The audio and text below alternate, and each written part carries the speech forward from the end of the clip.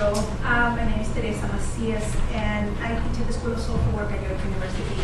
And the title of my paper is Between a Rock and a Hard Place, Negotiating the Neoliberal Regulation of Social Work, Practice, and Education. And as you can see, I speak with an accent, and I tend to speak fast, and I have a lot to say. So I'm going to try to, slow down so it can make sense. But this is a paper that is part of a larger project, so there's a lot of ideas here, so there's possibly more than one paper in one short discussion. So in this paper, I want to reflect on the challenges that neoliberalism is presented for those of us who are committed to critical and social justice-oriented practice and education in social work. I would like to argue that the neoliberalization process currently at work in social work and in the university presents concrete and urgent challenges for those of us committed to critical approaches to education and practice. These challenges, while inheriting many of the historical arguments about the purpose of social work education and the content of the curriculum, specifically those related to whether we should teach vocational, technical skills and competencies or teach critical thinking skills and theory, acquire specific significance in the current neoliberal moment. I suggest that neoliberalism is placing us, critical social work educators, between the proverbial rock and a hard place. For we are experiencing neoliberalization from at least two fronts. Practice fields, the social service agencies and state regulatory institutions on one front, and the university and its increasingly neoliberal discourses of education on the other. I will not repeat what has been said about neoliberalism already in this forum, but I do want to clarify my position that neoliberalism constitutes an onto-epistemological project that cannot solely be described by its emphasis on market deregulation, the expansion of financial capitalism, the imposition of free market economies at a global scale, the submission of the state to the needs of the economy, and the advancement of neoconservative agendas. Neoliberalism is an onto-epistemological project because in its governmental and biopolitical regime, it is a governmental and biopolitical regime invested in the deployment of power knowledge regimes that concretely produce and shape reality and us as subjects, in ways that create a social reality in which neoliberalism and capitalist economic arrangements become the only possible reality and moral universe.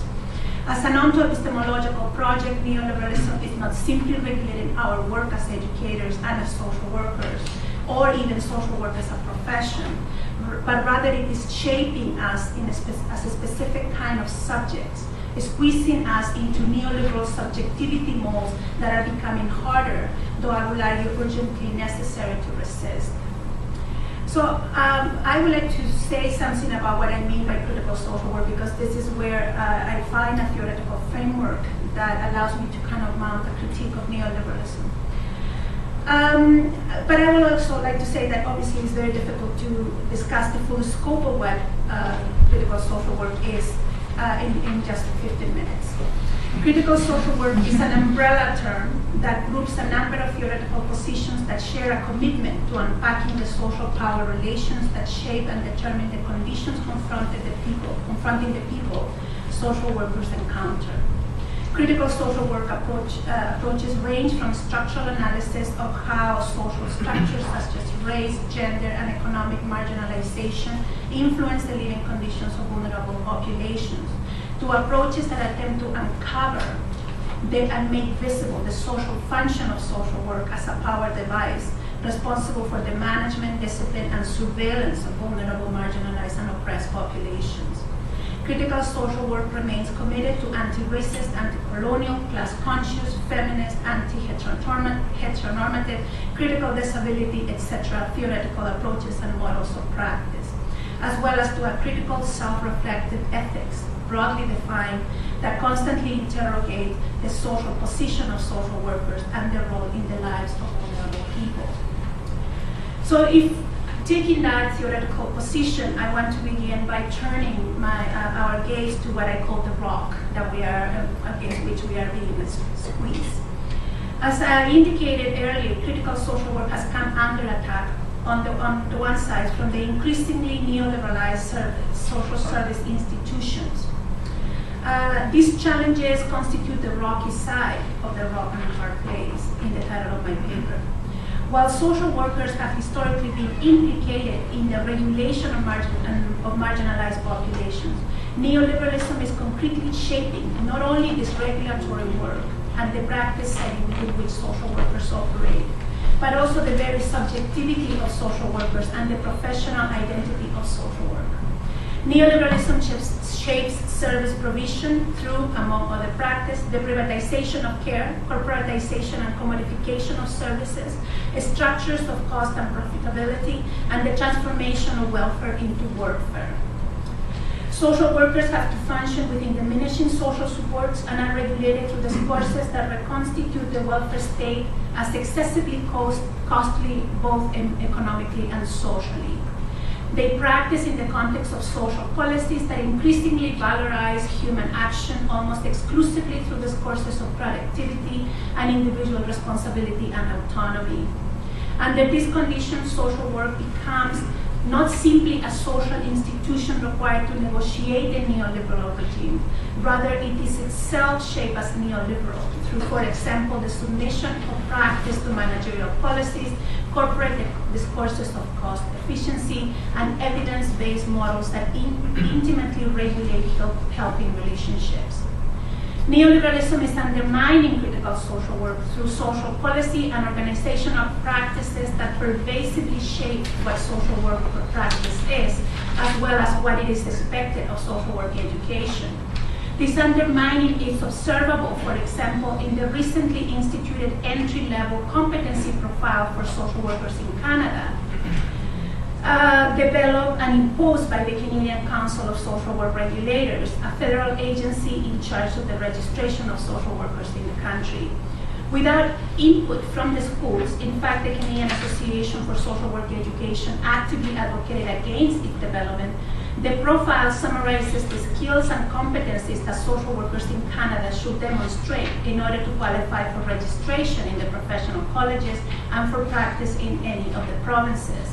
Disguised under discourses about the need to create high-quality, standardized systems of practice, we find in the competency profile a combination of concerted efforts to submit social work to neoliberal labor discourses of mobility, flexibility, insecurity, and market dependability, and to concretely shape not only what social workers do, but also what they are expected to become. The social worker in the competency profile is the worker capable of skillful engagement in the management, regulation, and standardized discipline of populations. Yet, as it is the case with most other examples of how neoliberalism represents itself, these determined social functions of social work are presented as devoid of ideology, as simply the natural, the most common sense way of doing social work, and as a set of depoliticized, rational, objective, and evidence-based techniques.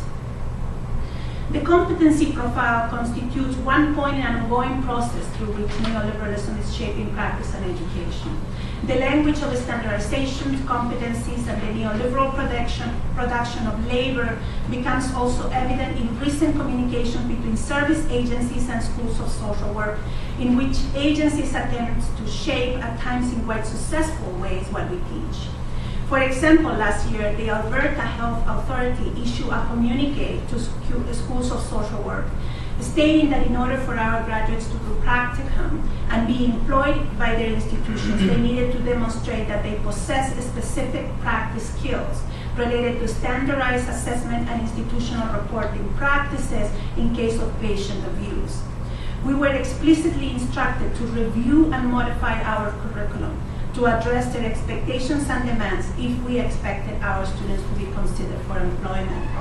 Underlying the competency profiles and in the Alberta communique is the expectation, which becomes a poorly disguised threat, that the social work curriculum must explicitly adhere to neoliberal conceptions of practice if we are to produce employable social workers. For those of us who are committed to constant interrogation and critical reflection of the social function of social work and its location within socioeconomic and political regimes, the competency profiles and the communique represent a concrete attempt to foreclose the critique that is so central to our teaching. Furthermore, these attempts highlight the manner in which neoliberalism is constantly reasserting itself by eliminating any spaces for dissent. So this brings me to the hard place of the university, in which attempts to teach critical social work are becoming increasingly difficult within educational institutions that, as has also been discussed in other presentations, are becoming increasingly neoliberal. Neoliberalism is reaching the very core, specifically of education, specifically professional education.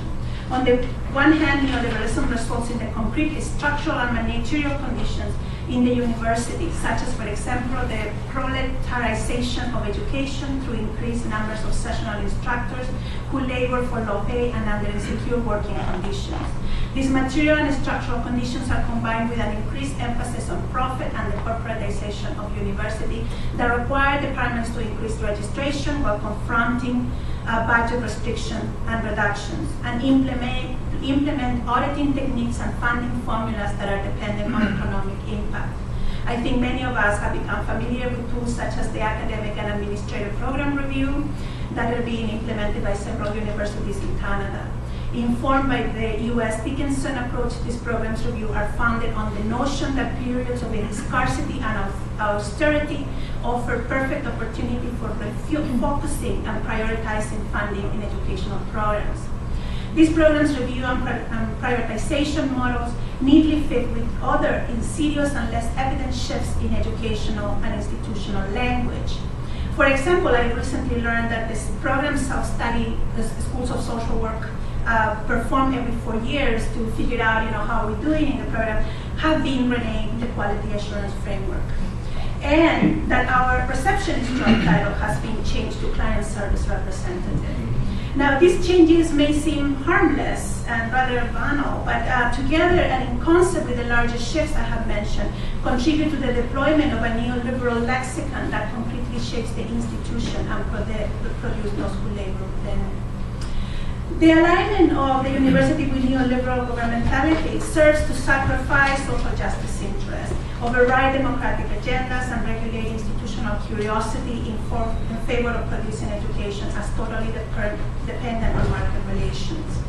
In the context of social work education, in addition to the structural and institutional constraints and discursive shifts previously identified, neoliberalism infiltrates education by informing the kind of encounters we experience in the classrooms. The students, specifically those who are already in the field, come into the social work classroom already experiencing regulation, and as a result, their expectation of that we teach them competency skills are not surprising. Additionally, if we accept that neoliberalism insidiously produces subjectivities, we can see how subjects come into the classroom already being produced as neoliberal subjects. In my experience teaching, I have several times been confronted with resistance on the part of students to course content, resistance that is expressed in the market-driven language that allows students to argue, for example, that the critical thinking skills I teach is not what they're paying for. So what can we do to resist this quizzing we are confronting in social work education? The first thing I would like to say is that it is within critical social work education that this critique of neoliberalism and the unpacking of its onto-epistemological effect is possible, and that in itself presents many possibilities to render visible the multiple ways in which power is at work in neoliberal times. In other words, a critique and unpacking of neoliberalism that takes place within the field of knowledge and practice that neoliberalism is trying to eliminate can present possibilities to uncover the insecure and constantly contested project that is neoliberalism.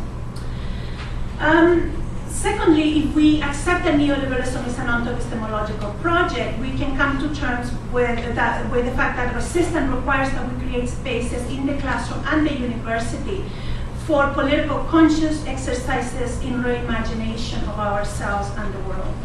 I regularly ask students, what will the world outside neoliberalism look like? Many times the answer reminds me how old I am. For many of my students were born after or were too young when the current regime started to assert itself. As a political refugee who is the product of global conflicts, in which many of us were actively imagining a world otherwise, I think that enticing and at times coercing students to reimagine other ways of being and doing social work is a political origin project. Finally, another part of this exercise in reimagination involves turning the question of the impact of neoliberalism around. Rather than asking how neoliberalism is changing critical social work, we need to ask about the challenges that critical social work can present to neoliberalism. Thank you.